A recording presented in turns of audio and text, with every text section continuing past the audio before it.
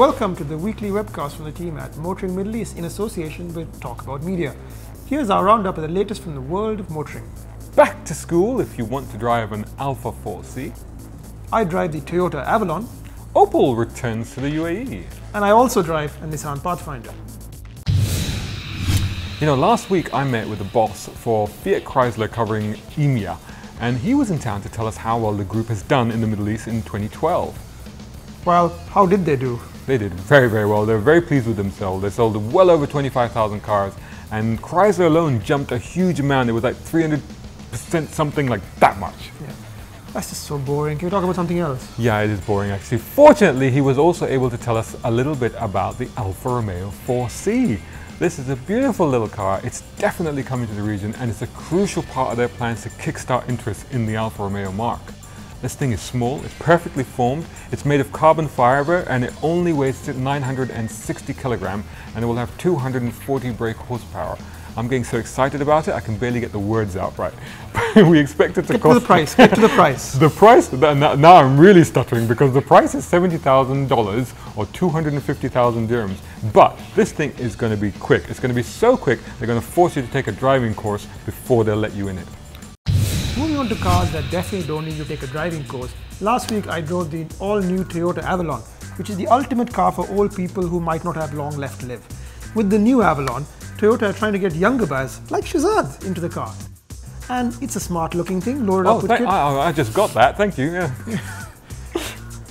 Shazad likes cheap things. The prices start from just 128,000 dirhams and up to 154,000, and it comes with standard V6. However, I don't think it's going to get Shazad. I think it's more likely to get people who want to buy the more expensive Lexus ES350.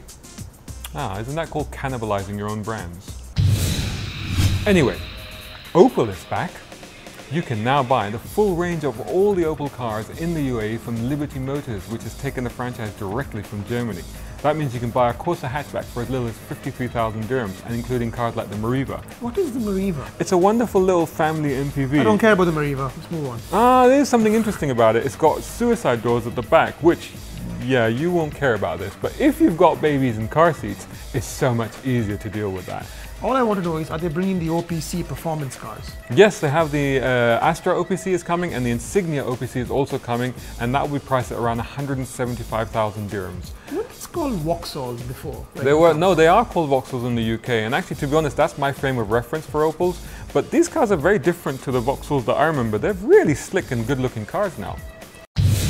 Speaking of slick and good-looking cars, we are not talking about the all-new Pathfinder, which I drove last week, and shed its tough off-road roots and become a 3-seat crossover like everything else. Doesn't look like the Pathfinder anymore to me, I'm afraid. It's definitely not going to be climbing big anytime soon. The new Pathfinder is strictly for climbing curbs. And really, how high do those curbs have to be? About the size of a crayon.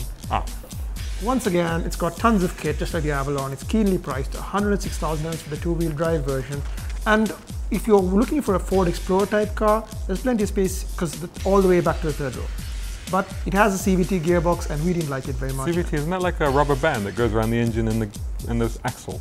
It is not the best thing in the world. So give it a try before you buy, that's all we can say. For more on these stories, check out our website.